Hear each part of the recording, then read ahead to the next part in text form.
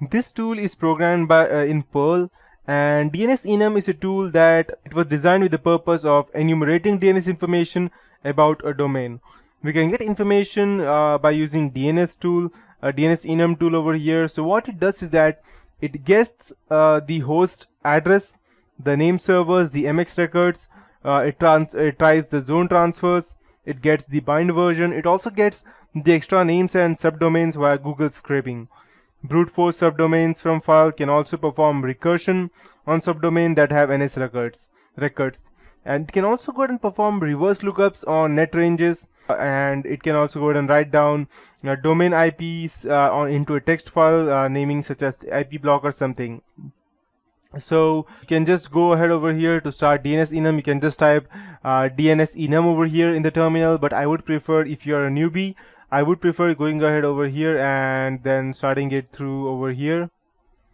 Perfect. The reason being I'm telling you that is because, and you should read all of these things because it will give you quite a better idea as to what each of these tags does and how they work exactly. So it's not quite that hard as well. And as you can see, we have the option for skipping the reverse lookups, disable ANSI color output, and we can also include the sub files over here, the TCP, UDP, datagram, timeout values. So in short, we have almost everything. We also have the whois command over here, which I can go ahead and combine, and I have multiple lookups. So this will give you, so this is how the geeky look of the DNSenum looks like. So if you want to gather information about a specific website, just go ahead and add a specific website's name, and make sure that even in the previous tools that I showed you on Kali Linux, you never go ahead and type, let's say, I'll just open another one. Let's say if you're using any random tool, so I'll just type random. Random is the name of the tool, any tool you are using. And if you want to go or gather information about a website, let's say Google or Microsoft, so you don't type www.google.com, you just type google.com. You don't type www, because if you do that, then there may be some kind of complications which happens in Kali Linux. It is not able to recognize that properly, and you will get some errors. So we don't go ahead and do www.google.com. We just do google.com. Yes, I'll be using these. So let's assume that we wanted to gather information about Facebook.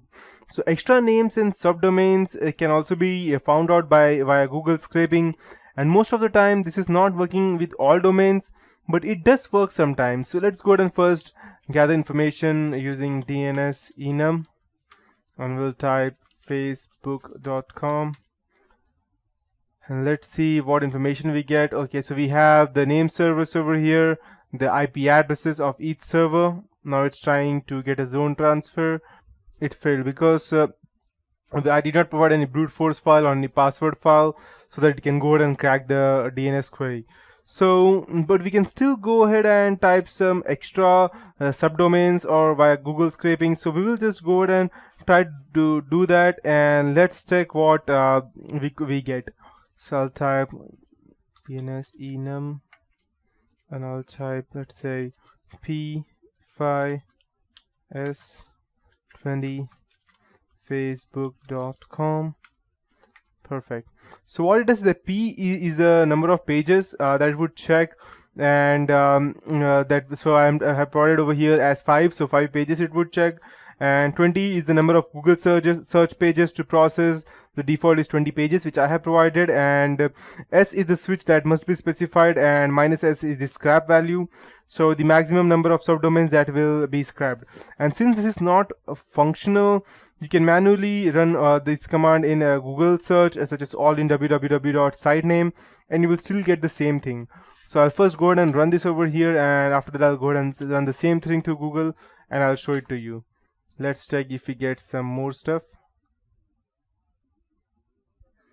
Zone transfer won't work because the reason being that I have not yet provided any random file to it. It has started scraping subdomains from Google for facebook.com. So let's check what we get. Perfect. So it is scraped, but it did not get anything because Google is most probably blocking the queries.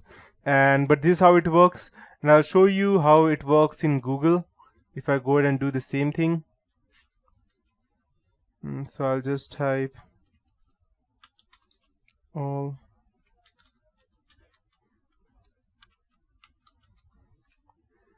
Perfect. Let's see what we get.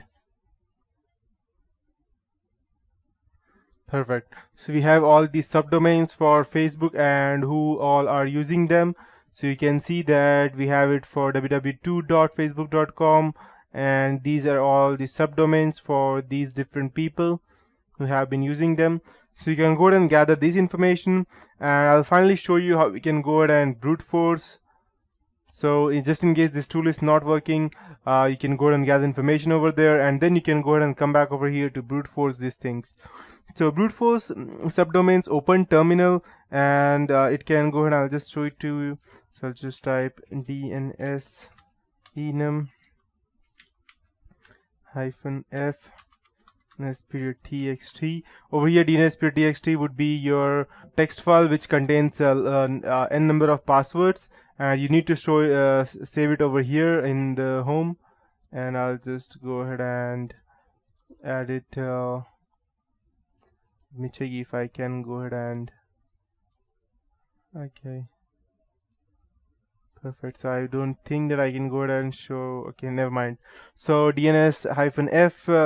So F is the file name that it provides. It supports, and it will read the subdomains from this file to perform the brute force. So what you could do, you could go ahead and create a DNS.txt file, have all the subdomains in the F, and you can go ahead and brute force to check which subdomains it has. And you can go ahead and type facebook.com. It won't work over here because I have not yet specified anything inside the DNS.txt file. If it had, then it would have checked all these things for the subdomains, and then it would have given me out the proper answer. So that would be it for this tutorial. In the next tutorial, I'll be teaching you more about the different tools that we can see over here. Let me just getting more information about DNS, DICT, DNS map, recon, and all these stuff. So, yep.